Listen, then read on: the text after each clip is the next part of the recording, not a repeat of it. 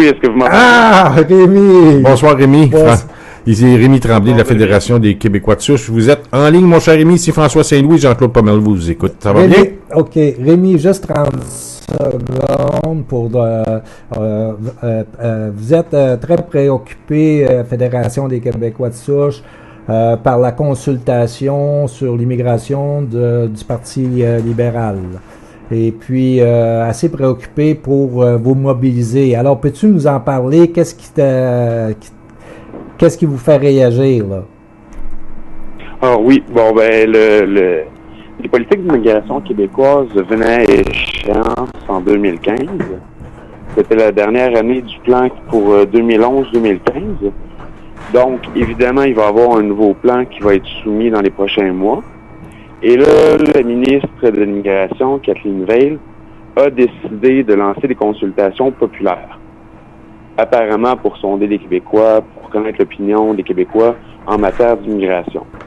Sauf qu'en lisant le dossier qui est relativement volumineux, on comprend que c'est pas tant sur le nombre d'immigrants qu'on va accueillir, des consultations, mais sur le modèle d'intégration. Donc déjà, peu importe ce qu'il va se dire, les dés sont occupés d'avance. Le gouvernement annonce dans les documents préparatoires qu'on va passer à 60 000 par année dès 2016. Ah, 60 000 par année en 2016. Là, il y en a beaucoup qui disent qu'on a un problème d'intégration avec de 50 à 55 000. Là, tu me dis 60 000 en 2016. Vas-y, continue. Donc, on assiste les consultations sur un peu sur le même principe que la commission Bouchard-Taylor. On donne l'impression que les Québécois vont s'exprimer. On donne l'impression de donner la chance aux Québécois de s'exprimer sur un sujet, finalement, où les dés sont occupés d'avance. C'est une commission formatée. Ils vont pouvoir dire au public, bon, on vous a écouté, on vous a entendu, donc on va tomber à 60 000. Sauf que c'est déjà... Ils disent dans leur document préparatoire qu'à partir de 2016, on va s'aligner vers 60 000 par année. Puis après?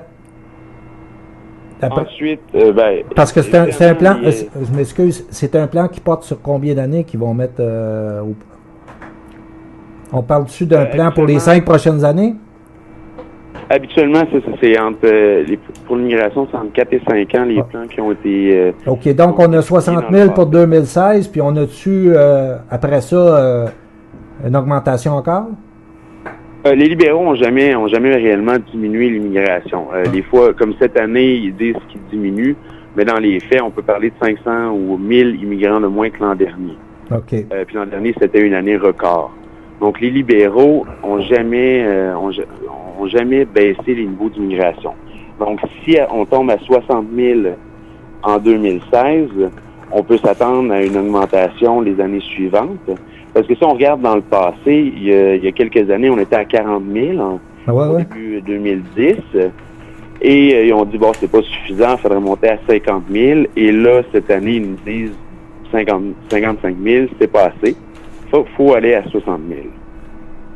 Donc, puis c'est quoi le cadre de l'intégration de ça? Puis quel est d'où viennent ces immigrants-là? C'est quoi les critères de sélection? C'est un peu là-dessus qui souhaitent s'enligner. Ils veulent faire davantage une immigration dite économique, un peu sur le modèle canadien. Ah oui, c'est ça, hein? Modèle canadien. Ouais. Ça doit te sonner des cloches, ça? Non, il abandonne le modèle québécois. Donc, pour le modèle canadien, OK, parfait. On prend note, là. Vas-y. Vas-y, Rémi. Il parle beaucoup d'immigration économique, sauf que déjà là, en ce moment, le modèle québécois, on parle beaucoup d'immigration qui est francophone, sauf que ce que très peu de gens savent, c'est qu'il n'y a même pas 15% des immigrants qu'on accepte au Québec qui sont francophones. Aïe, aïe. Donc, sur les 50 000 qu'on reçoit, il n'y en a même pas 15% qui sont francophones. Le gouvernement québécois aime se targuer de choisir des immigrants qui vont bien s'intégrer, sauf que force est de constater que le modèle québécois en matière d'immigration ne fonctionne pas. Ouais. Et évidemment, ces gens-là viennent s'installer dans la région de Montréal.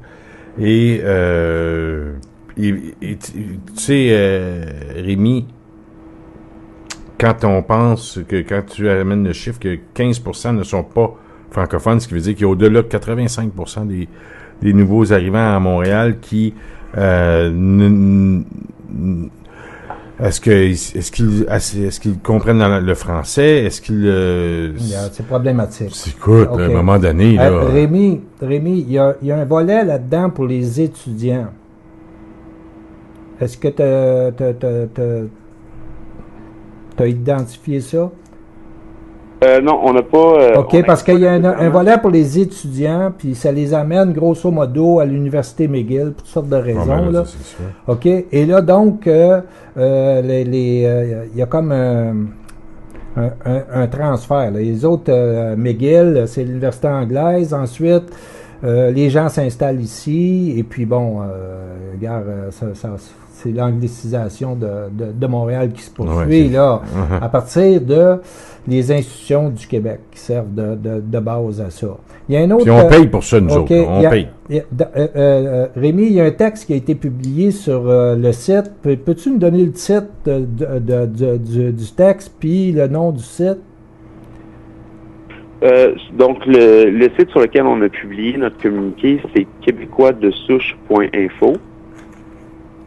Et le titre, c'est vers une nouvelle politique québécoise en matière d'immigration. OK, donc en allant là. Parce que moi, j'ai lu le texte, puis là, j'ai été surpris d'apprendre que la CSN était d'accord avec, semblait en tout cas d'accord pour augmenter le nombre d'immigrants. Puis, parce que... Ça, si je peux me permettre, on comprend pourquoi les syndicats sont pour. Pourquoi? Les immigrants cotisent à la CSN 42 millions chaque année. 42 millions. Donc, à partir de là, côté monétaire, c'est sûr que c'est intéressant, ça fait un plus gros poids pour la CSN. Sauf que si on pense qu'un syndicat est censé représenter les intérêts des travailleurs, c'est clair que l'immigration de masse, comme on l'a subi aujourd'hui, c'est pas dans l'intérêt des travailleurs. On injecte une masse de nouveaux travailleurs sur un marché qui est saturé, en fait, si on regarde les taux de chômage. Donc, nécessairement, il y a une plus grande compétition pour les mêmes emplois. Puis aujourd'hui, on assiste à un niveau de précarité. Les salaires n'augmentent pas comme ils pouvaient l'augmenter dans le passé. Il y a beaucoup d'études qui démontrent que l'immigration joue un impact important sur les salaires à la baisse. Non, il tire que les organisations censées défendre les travailleurs encouragent l'immigration de masse. C'est clairement pas dans l'intérêt des travailleurs, mais c'est dans l'intérêt de leur petite magouille syndicale. OK. Puis, bon, donc, à ce moment-là... Ça fait plus de cotisation. Oui, c'est ça. C'est une logique d'intérêt corporatiste, OK, qui ignore le problème dans son ensemble pour l'intérêt de la nation. Et qui fait en sorte... Ça, c'est le problème syndical depuis des années. Incapables de sortir de leur cubicule corporatiste pour voir un portrait d'ensemble, comme à une autre époque, les chefs historiques qui ont vraiment donné une crédibilité aux syndicats au Québec, là, il y avait une vue beaucoup plus large, puis ils ramassaient des causes sociales. Vas-y, Rémi. Oui, ben en fait, je vous dirais que c'est un problème qui est relativement québécois. On regarde ce qui se fait dans le reste du Canada, évidemment, et dans l'Ouest, les syndicats sont les premiers un peu à dénoncer les travailleurs temporaires étrangers et l'immigration de masse. Eux autres, ils considèrent que c'est un problème pour leurs travailleurs, que ça influe, que ça a un impact sur leur salaire, mais aussi sur les conditions de travail. Et dans l'Ouest, on voit des syndicats qui luttent activement contre les travailleurs temporaires étrangers et l'immigration de masse qu'ils subissent. Au Québec, on voit le contraire, puis on est surpris, en fait, de ça. Les syndicats québécois ont été reconnus dans les années 50-60, comme vous avez dit, pour défendre des grandes causes sociales. Et aujourd'hui, c'est devenu un lobby qui défend les intérêts corporatistes, comme vous avez dit. C'est ça. Puis dans le cas de la CSN, ils sont sous forte influence d'une gauche, une gauche sociétale, multiculturelle, etc. Là, ils sont dans la matrice, dans le logiciel de la charte de Trudeau, aux autres là. OK? Ils sont carrément dans cette lignée-là. Ben oui, c'est ça. Quand tu dis matrice, c'est exactement le bon terme. Ça, tu sais. C'est la matrice de Trudeau, là, et le multiculturalisme, etc., etc. Alors, et donc, aussi, est-ce que vous avez évalué, Rémi, le nombre, je dirais, acceptable au niveau de l'immigration, au niveau de, pas de l'immigration, mais au niveau du nombre qui serait idéal que le Québec pourrait accueillir par année? À court terme, c'est 0. Oui, nous autres, c'est C'est exactement ça. Nous OK. autres, on demande un moratoire sur l'immigration. OK, un moratoire pour combien de temps? En ce moment, question de réévaluer ça dans les intérêts des Québécois. Parce qu'en ce moment, l'immigration n'est pas dans l'intérêt des Québécois. Exact. Il y a des groupes, comme les syndicats, comme des politiciens qui courtisent le vote ethnique, il y a des grands capitalistes qui gagnent là-dedans. Mais nous, le peuple, on gagne rien en ce moment avec les politiques d'immigration. C'est clair que ça prend un moratoire sur l'immigration pour qu'on puisse avoir ce débat-là enfin. Le débat est cloisonné et en fait, dans les grands médias, c'est impossible de débattre de l'immigration sans tomber dans les insultes. Ah ouais, c'est ça. On va voir Radio-Canada, tout le monde est pour l'immigration, finalement ils débattent, est-ce qu'on en veut beaucoup plus ou un peu plus? Ça tournait toujours à l'entour de 50 000 là, depuis une couple d'années. Et là, tu affirmes que c'est 60 000 en 2016. À partir de 2016. Donc, on peut appeler ça une religion là, de la rectitude politique. Non, ben, là. Écoute, avec la censure qui vient lourde, là, tu sais, je veux dire. Ah, écoute, et puis là, regarde, parfois, là, Jean-Claude et Rémi, là, on peut même plus discuter. Aussitôt que tu prononces un mot, on te taxe de tous les mots. Ouais. Et puis... t'es traîné au tribunal pénal international. Écoute, là, tu es un fâché. Tu parles de... La semaine dernière, là, cette semaine, on a accusé... J'ai quelqu'un qui me parlait de la charte, là, il me parlait de la charte. Puis on parlait de Bernard Drinville. Je revenais à l'élection de 2012, là. Non, pas 2012, excusez, 2014. Tout de suite, on a accusé Bernard Drinville de fasciste, le plus grand fasciste du Parti québécois. Il a amené une charte sur la laïcité, l'égalité entre les hommes et les femmes. On le traite de fasciste. Il faut pas capoter, là, à un moment donné. À un moment donné, il faut arrêter de capoter. C'est pas une charte sur la laïcité. Le monde se trompe tout. C'est une charte des valeurs. OK, des valeurs, mais on l'a transformé au niveau juridique, peut-être la loi sur la laïcité. Mais, somme toute, Jean-Claude, il a même pas présenté son projet de loi, puis déjà, il était taxé, il était... c'est ça. Alors, mais... Xénophobe. Tous les qualificatifs qu'on a eu depuis la loi 101 en 77. Fâche-toi pas. On a un invité, là, puis François, fâche-toi pas. Calme-toi. Mais c'est parce que ce qui arrive et ce qu'il dit Rémi, ça me choque un peu. Calme-toi. Non, Rémi, regarde. Je vais le calmer, là. Vas-y, Rémi, OK? Parce que le problème qu'on a, c'est comme... C'est ça, le débat sur la charte l'a démontré. Sauf que il y a un contexte, là, présentement, qui est mondial et puis qui nous a touchés aussi. Et puis donc là, les gens qui font le procès de tout le monde parce qu'ils s'interrogent, savoir sur l'intégrisme, savoir sur l'immigration massive, etc. Ceux qui sont là à jeter les insultes pour empêcher que le débat se fasse, là, ils sont moins présents, là, parce que là, regarde, ils sont du mauvais côté de l'équation, là.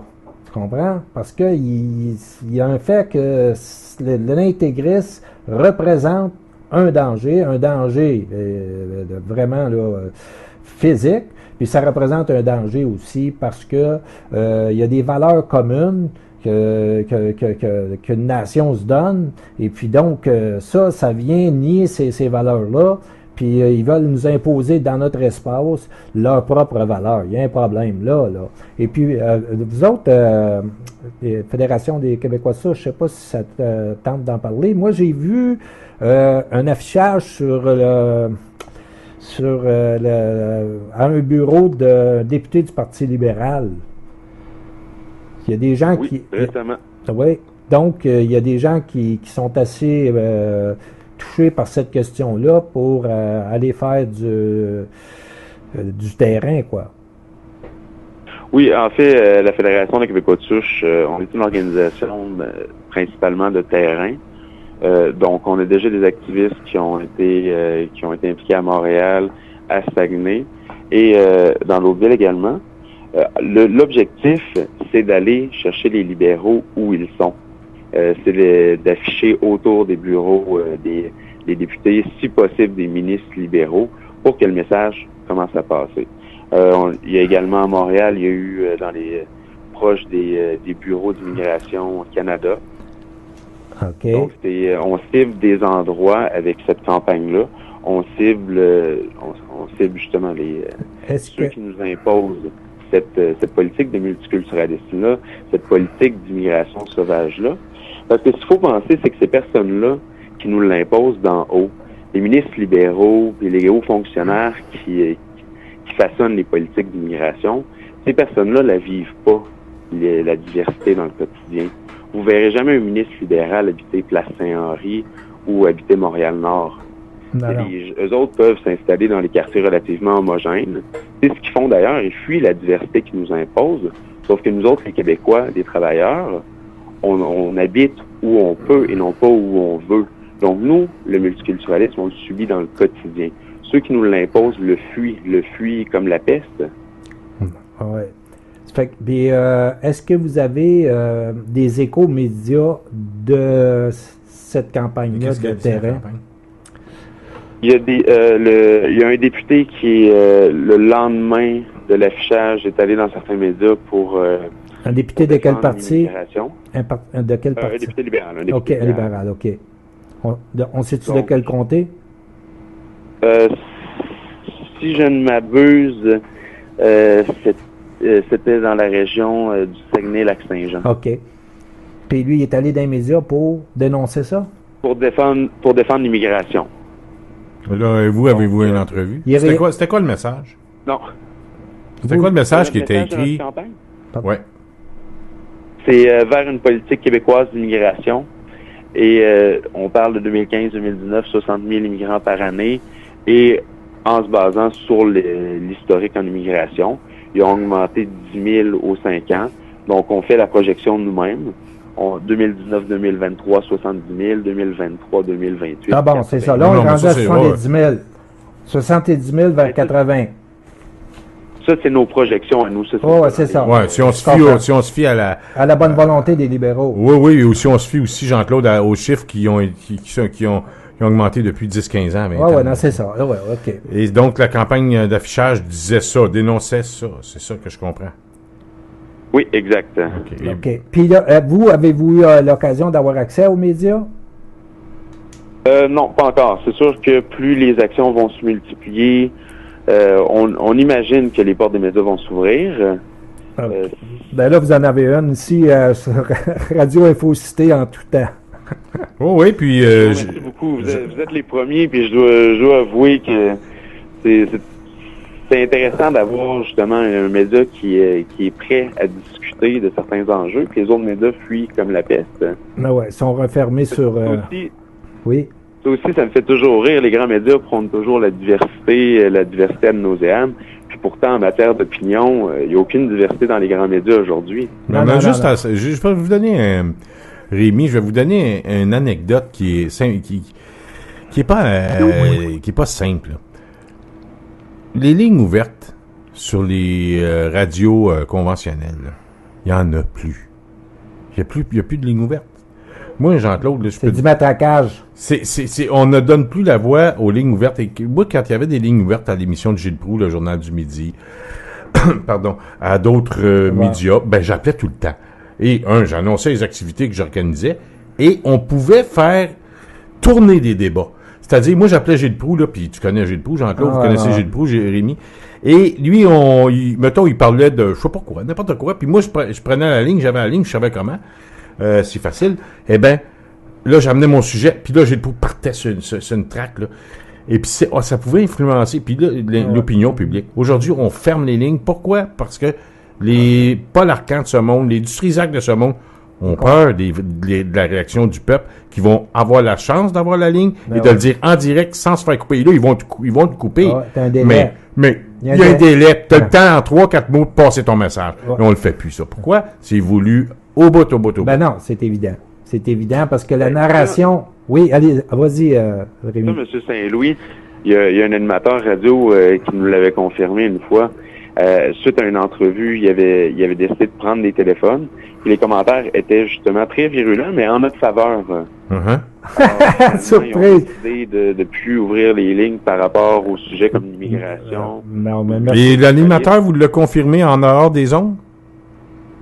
Non, il l'avait confirmé en ondes, en fait. Ah, ok. Il avait confirmé en ondes que notre message portait auprès des auditeurs. Il avait expliqué qu'après une entrevue, après une discussion sur le multiculturalisme, les gens avaient appelé et tout ça, et les commentaires étaient très virulents et très dans la même lignée que notre message, finalement. Donc, depuis ce moment-là, ils ont arrêté d'ouvrir quand ils parlent de multiculturalisme, quand ils parlent de religion, ou quand ils parlent d'immigration. Non, mais c'est une censure. Ça, c'est ceux-là qui disent, là, la liberté d'expression, on va mourir au front pour ça.